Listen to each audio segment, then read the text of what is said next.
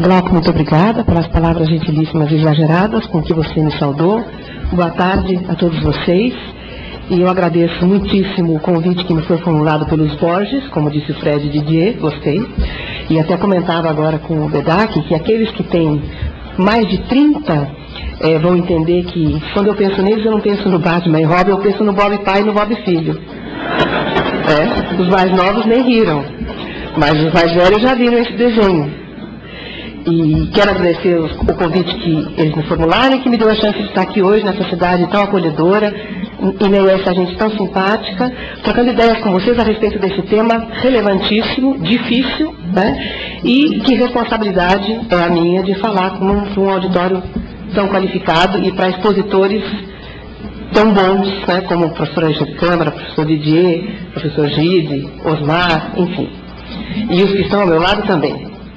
Bom, eu nem contei isso, viu? Porque isso não conta. 20 minutos para minha exposição sobre processo. Abre uma sessão para 40 minutos, então.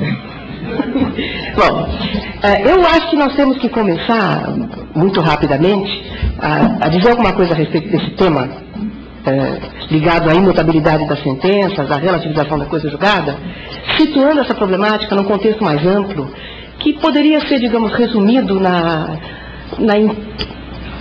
alma do homem contemporâneo. Eu diria para vocês, assim, correndo o risco de estar sendo muito simplista, mas que tem a impressão de que nós vivemos num mundo de intenso inconformismo. As pessoas hoje vivem, graças a Deus, inconformadas, né? Inconformadas com as coisas que são como não devem ser, inconformadas com certos movimentos terminarem em pizza, né? E vivemos, enfim, a época das CPIs, a época dos divórcios, né? Antigamente os casamentos se eternizavam com a mulher de bobs em casa, cheia de cremes, o cara com 1000 amantes, e assim se ia até o resto da vida. Hoje o casamento não está bom, acabou, a gente se divorcia, parte para outra, etc. Essa é a mentalidade do homem contemporâneo, né? É claro que essa mentalidade tem como reflexo um pouco de tumulto na vida da gente, né? Mas a gente espera que desse tumulto nasça uma dose razoável e compensadora de aprimoramento, de melhora, né? Mexemos, né? Fazemos muita confusão, mas esperamos que desse tumulto todo acabe nascendo uma situação melhor para todos nós. Bom, tenho a impressão de que esse resumo rápido que fiz da alma do homem contemporâneo tem reflexos em tudo, né? Em tudo que se passa ao nosso redor, no direito e no processo. Portanto, hoje, na visão do processualista, não se aceita mais que haja duas verdades, duas realidades, a realidade real e a realidade que decorre do processo, né? A gente não engole mais com tanta facilidade aquilo que se dizia há 30 anos atrás, há 40 anos atrás, no sentido de que a coisa julgada transforma o quadrado no redondo, né? Transforma o preto no branco e etc. Né? Isso gera, evidentemente, a necessidade de que se tenha que abrir mão, pelo menos em parte, do valor segurança. Claro, né? Se nós queremos que as coisas sejam como devem ser, né? Por mais que elas sejam estabilizadas, se elas estão do jeito que não podem ser, elas têm que mudar. Esse movimento, no sentido de se abrir mão de certa dose de segurança em prol da obtenção de maior efetividade, de uma situação mais autêntica, já se vem notando há um bom tempo no direito, né? Por exemplo, todos nós estudamos na faculdade que o princípio básico do direito dos contratos é a pacta sunt servanda, né? O contrato é entre as partes. No entanto, paulatinamente foi se criando no direito brasileiro uma tendência para que se decida em certas circunstâncias com base na teoria da imprevisão, né?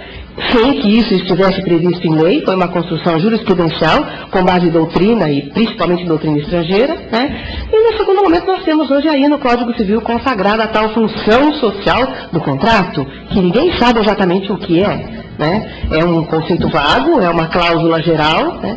É uma expressão extremamente ampla, que pode comportar dificuldades interpretativas de fato complicadas, dificuldades sérias, né? Mas ela está aí.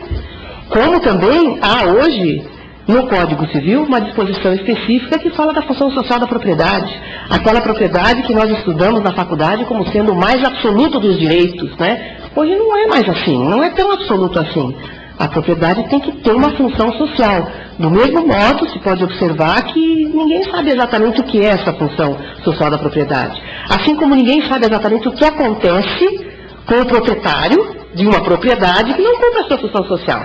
Mas o Código Civil prevê expressamente essa regra. Bom, e para a gente falar em processo, né, nem precisaríamos citar exemplos do direito material, mas hoje, e esse é o exemplo, para mim, mais expressivo dessa tendência que existe no sentido de se abrir mão do valor segurança em função de prestigiar o outro valor, né, é que na execução provisória se admitem atos de alienação, né? E essa era uma diferença marcante que existia entre a execução provisória e na lei revogada. Hoje, na execução dita provisória, que deveria ser incompleta, pelo menos tradicionalmente era assim, né, se admitem atos de alienação. Isso sem falar, não vou entrar nesse assunto, até porque o Wander explorou bastante esse aspecto das alterações do Código, da banalização das liminares, né? 273, 461, etc. Bom, nesse contexto, justamente, é que nasceu o inconformismo da doutrina, do jurisdicionado, quanto a eternizarem-se os efeitos de uma sentença que, na verdade, nunca deveria ter sido proferida, né?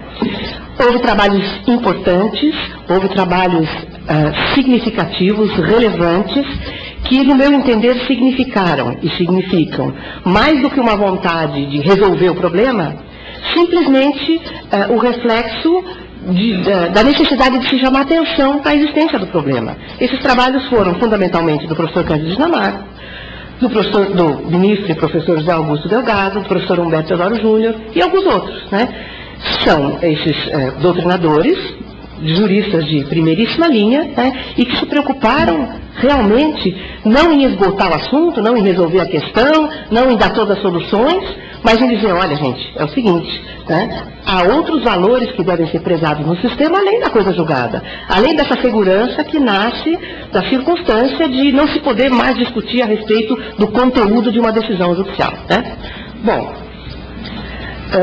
a pergunta é uma só, né, e por isso a dificuldade do assunto. Como resolver esse impasse? Não se atribuir valor absoluto no sistema à coisa julgada, sem se abrir mão excessivamente do valor segurança, né? É esse o problema. Nós todos queremos que a coisa julgada não seja um valor absoluto, respeitado a qualquer custo, né? Mas nós todos queremos segurança.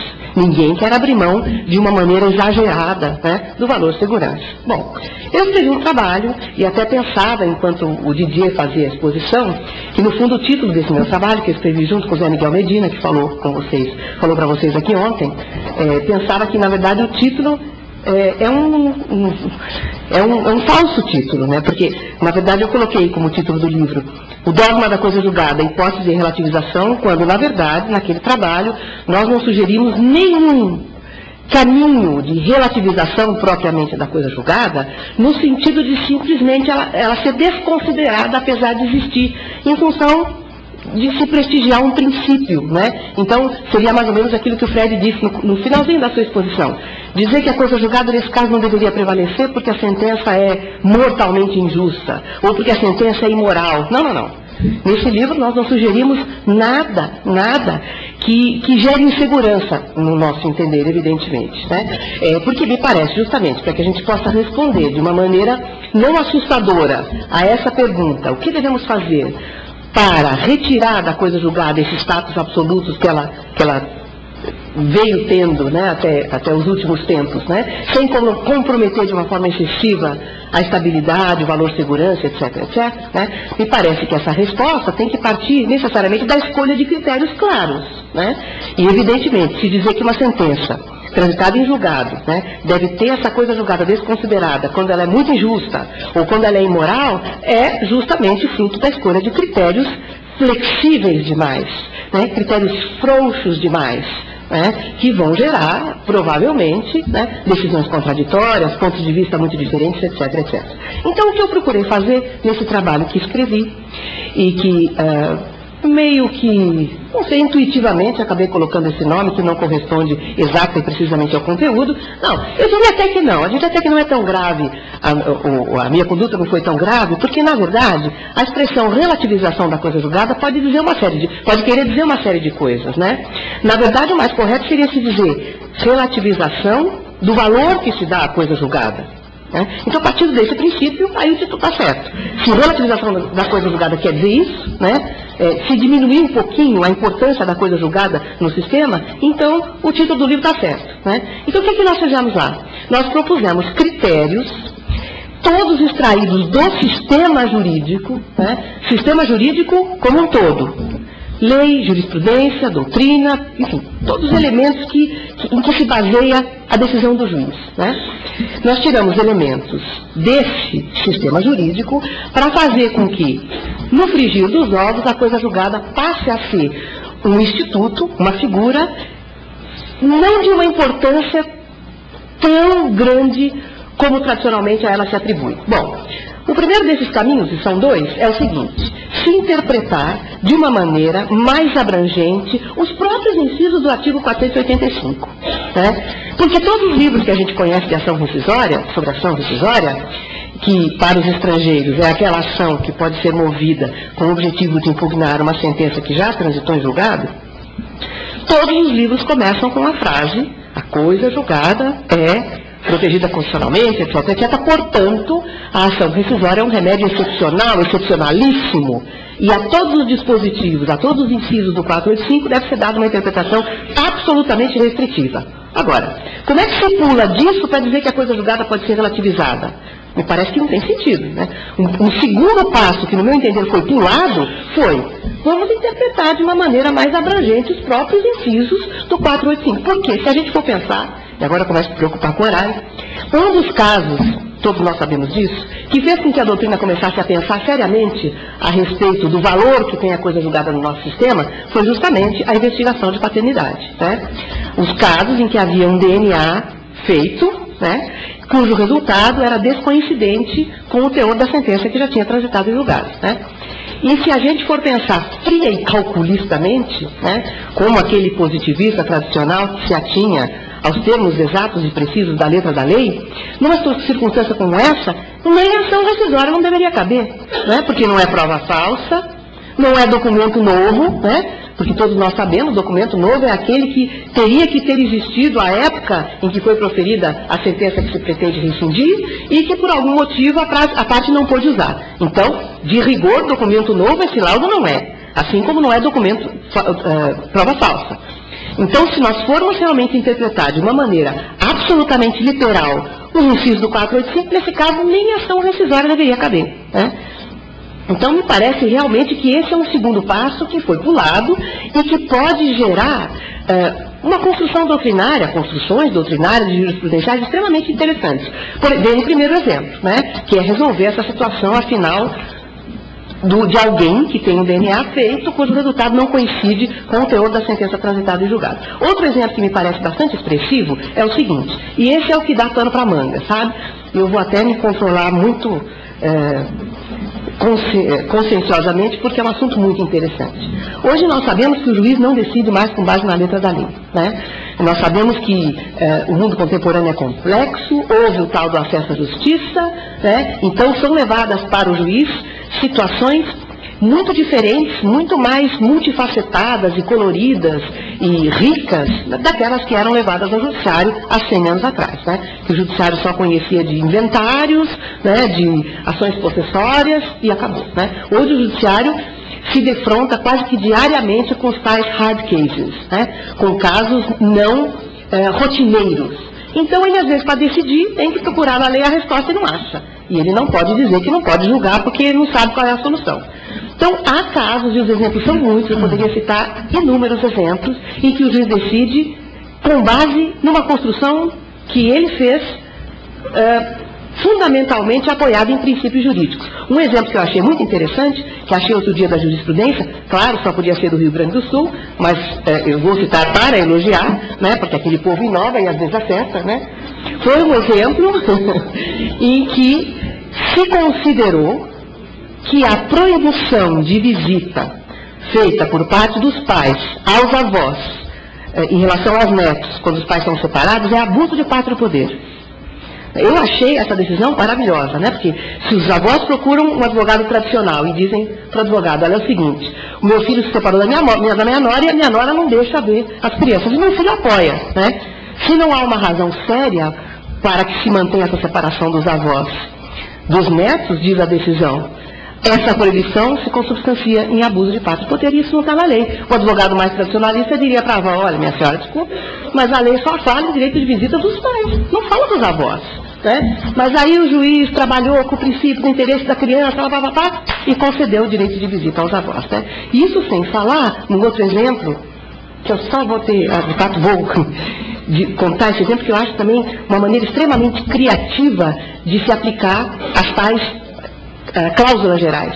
Há uma decisão muito interessante do ministro José Augusto Delgado, que ele proferiu pouco antes de se aposentar, em que ele negou o direito, a remuneração por uma determinada gleba desapropriada, porque lá o proprietário, pelo menos numa parte dela, e foi essa parte que foi relativamente a essa parte que não se indenizou o proprietário, ele usava essa gleba de terra para plantar psicotrópico. Então, sob a argumentação de que naquele particular ele não estaria dando à propriedade a sua função social, ele não recebeu indenização.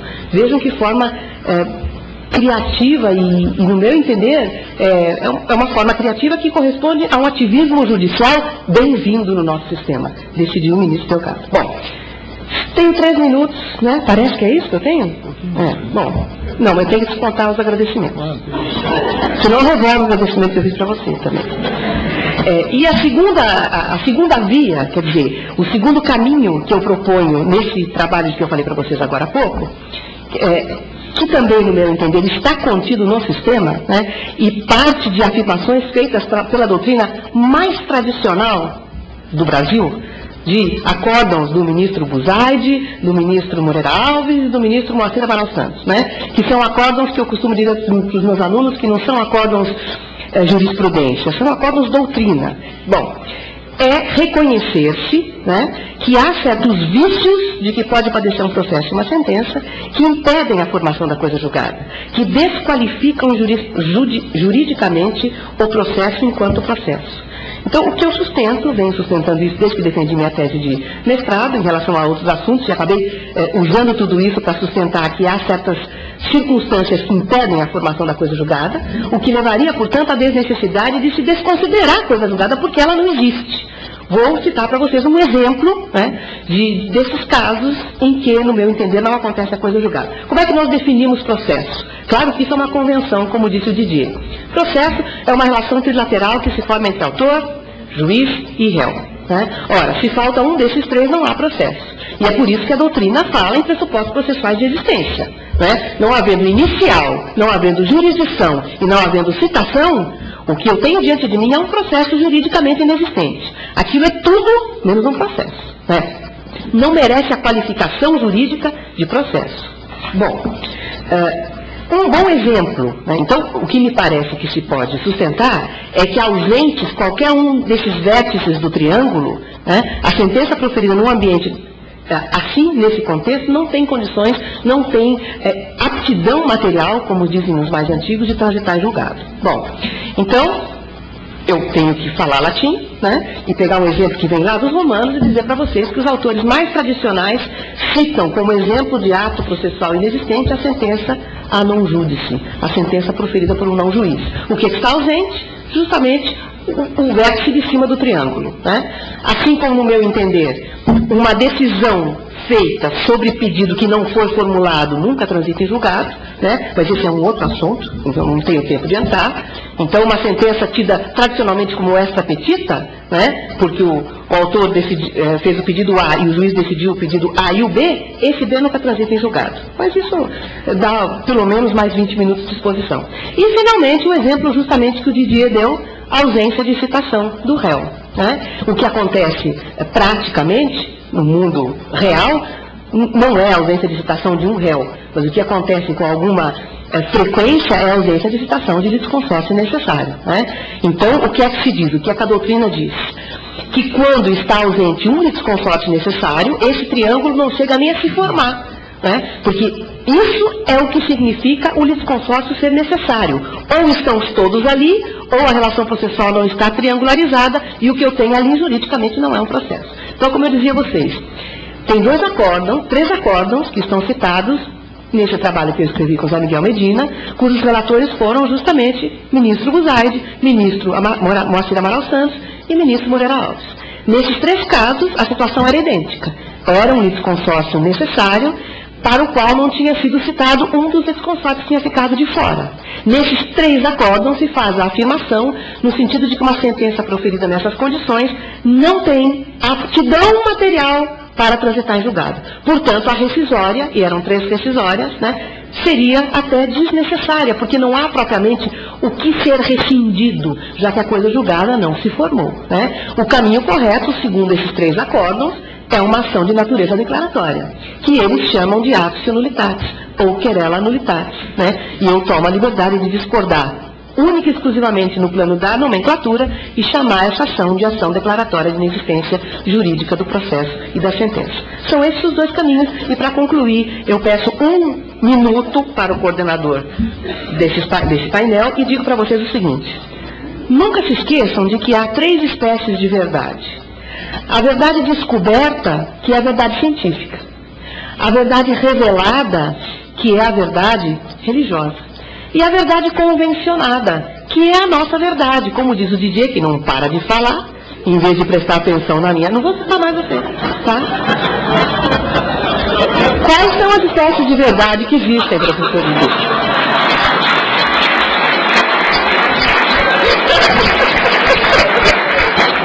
Vou chutar, vou elogiar, o cara não presta atenção? No fim da casa.